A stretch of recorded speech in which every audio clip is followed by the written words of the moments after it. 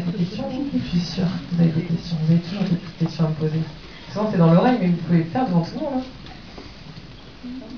Laura, t'en as pas? Comment tu l'as vécu toi cette année? Parce que je sais que t'as construit, toi aussi t'as réalisé un espèce de petit carnet de bord, non? Personnel.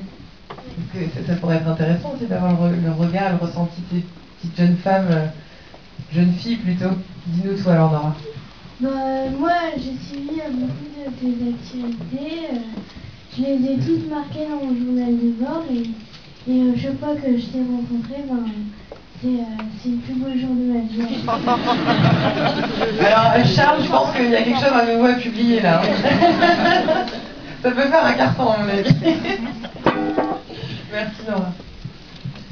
J'ai eu beaucoup comme ça de lettres d'enfance, de. Ah oui, ça, les fans, j'en parle aussi dans le livre et je parle de Nora justement. Tu l'as vu ou pas? Et oui, un tas de lettres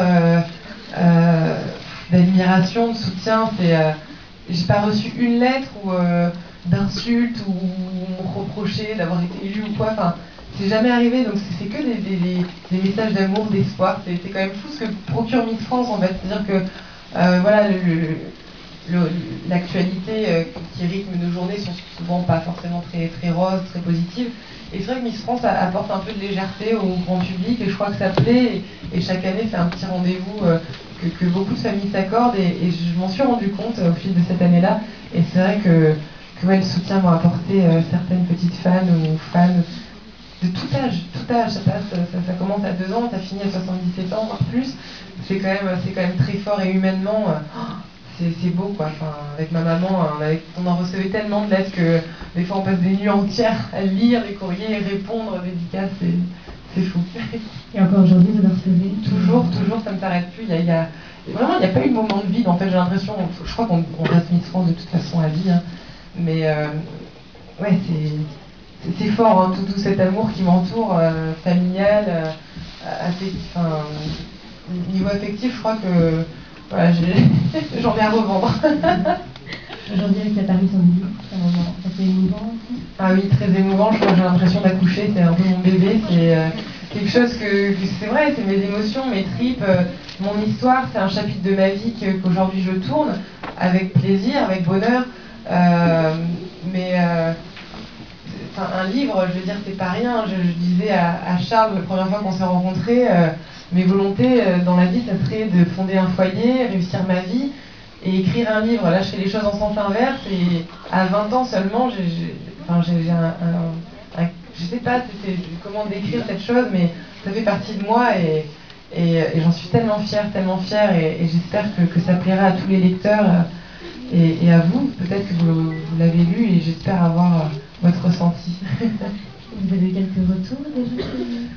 Oui, notamment de la part des médias. J'étais hier, avant-hier, sur Paris, parce que la promo du livre a eu lieu forcément en amont, donc j'ai eu pas mal de plateaux télé, de rencontres avec les radios, des journalistes, et les gens sont agréablement surpris, c'est-à-dire que quand on pense Miss France, on pense un peu plan-plan, ringard, et je crois que ce livre est tout l'inverse, c'est-à-dire que j'y ai mis tellement de moi, tellement de...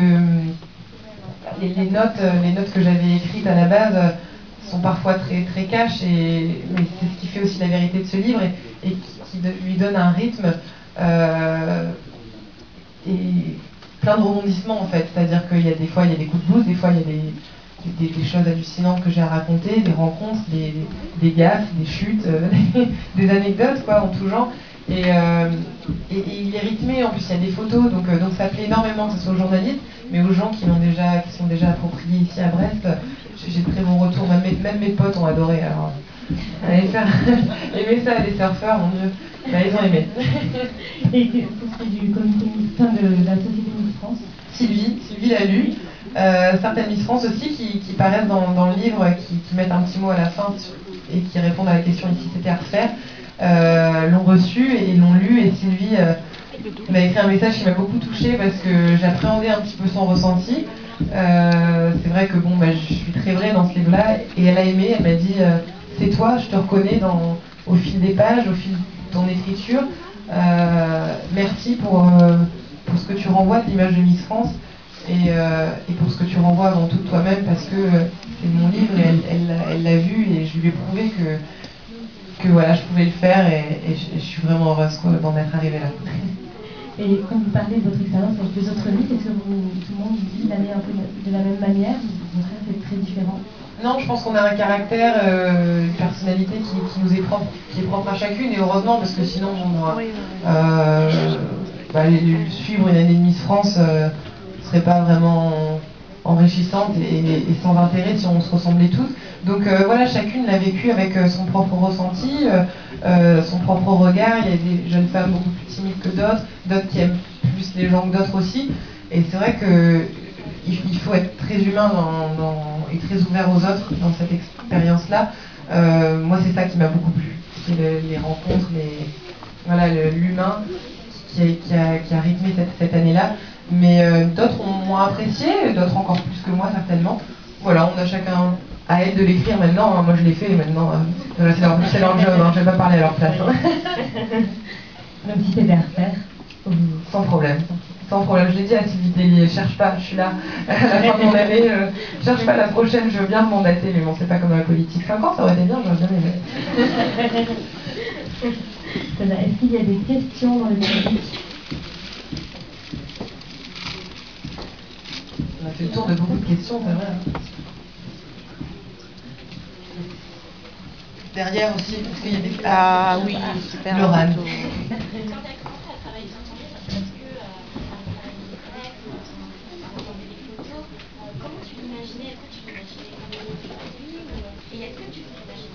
Non, j'ai eu beaucoup de mal à l'imaginer. C'est vrai qu'on y a travaillé avec Charles, avec toi, Laurent.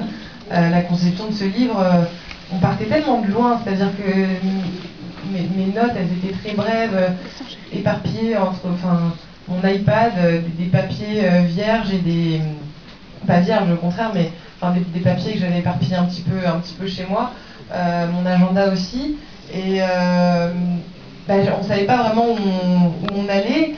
On a parlé d'un récit au départ, mais mes capacités littéraires faisaient que je pense que j'en étais incapable et je voulais pas me prétendre écrivain alors que je ne le suis pas et j'avais pas envie de raconter quelque chose qui me ressemblait pas. Donc ce carnet de bord m'a réellement permis d'être libre dans mon style, dans le rythme que je menais au fil de mon écriture. Mais l'imaginer comme ça aussi, je sais pas, je tiens une partie de ma vie, une partie de mon histoire, il y a des photos, il y a des couleurs, c'est vif en fait, c'est vif et ça me ressemble et je pensais pas qu'il me ressemblerait autant, donc c'est encore une plus grande fierté de l'avoir entre les mains et vraiment quand je dis que j'ai l'impression d'accoucher, c'est un mini moi, c'est ça.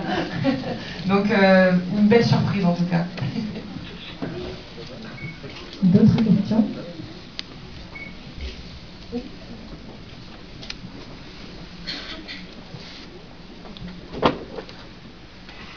Derrière, est-ce que les réponses vous satisfont? Oui. Il y en a des photos, mais des questions pas trop. C'est plus simple, ouais. Très bien, madame. Nous allons pouvoir passer à la séance de dédicace. Il y aura peut-être des questions. Il y aura peut-être des questions, voilà. Merci à tous en tout cas d'être venus. Merci beaucoup.